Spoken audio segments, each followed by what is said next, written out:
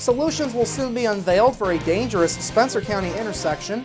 More on that. Plus, Carrie Schneider has this week's report with our friends at the Du Bois County Humane Society, and Beth Hinke and Steve Lindauer join host Bill Potter for Inform. All of that and much more is up next here on the 18 WJTS News.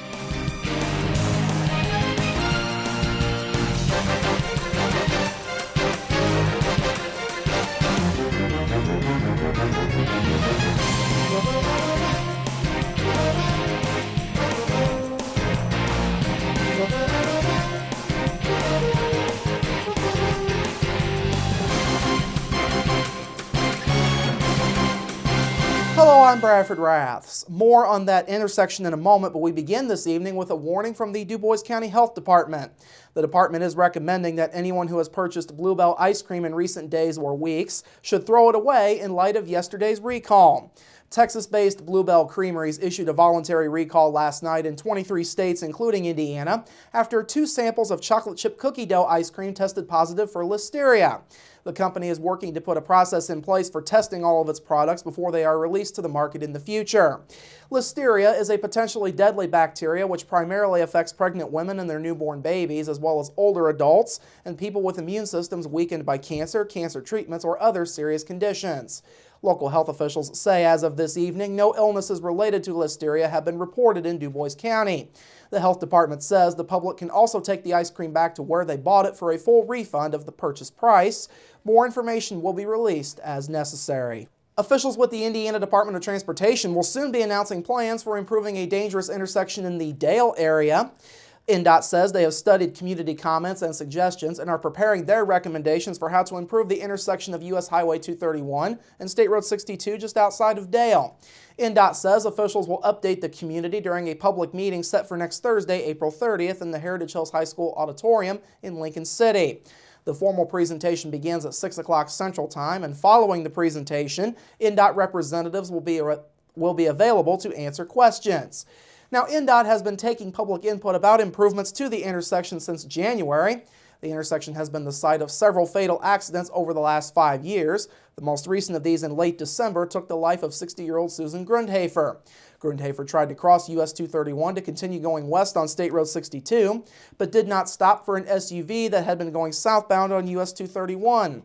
Grundhafer's vehicle was hit in the right side door, causing it to roll over onto its roof, and she was pronounced dead on scene. At the January public hearing, INDOT spokesman Will Wingfield stated that there are several things at that intersection that can be improved. We have a lot of tools in our tool belt when it comes to traffic solutions, so we're going to take a look at the intersection and consider all the different options that are available to us. Maybe we will bid another contract out to do some type of work. We really don't know at this point, and that's part of the reason why we're here, is to gather that input. Grundhafer's family also spoke during January's hearing. For more information, you can follow INDOT Southwest's Facebook and Twitter pages. You can also go to vincennes.indot.in.gov. A rate increase for Jasper water customers is a step closer to reality.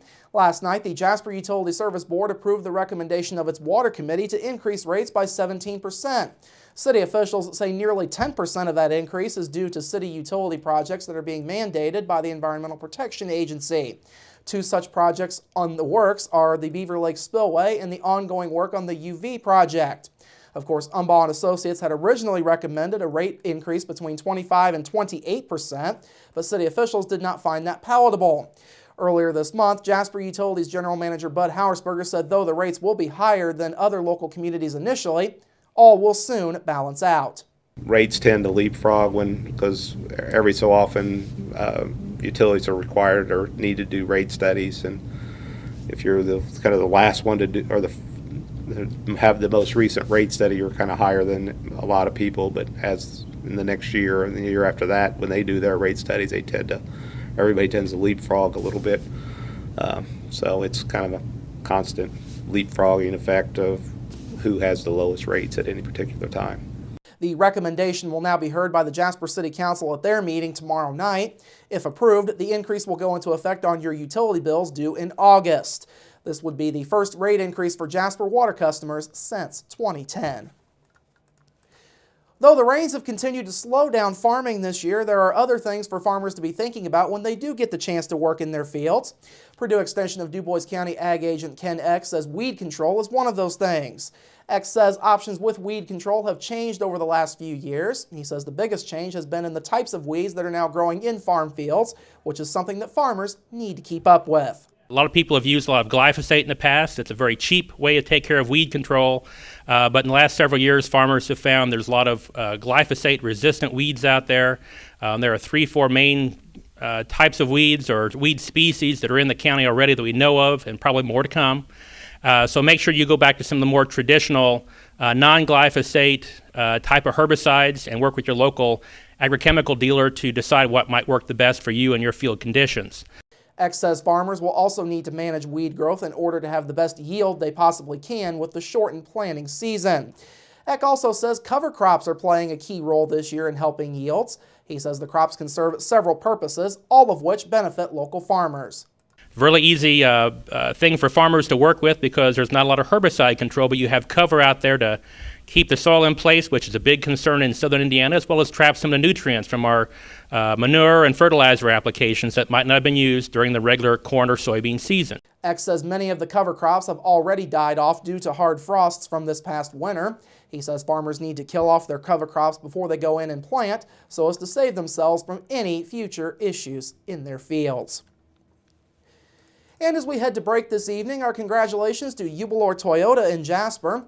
The dealership received the 2014 President's Award for Customer First Service. This marked the 10th year in a row that they received the President's Award, which recognizes them as a leader in customer care, innovation, and product knowledge.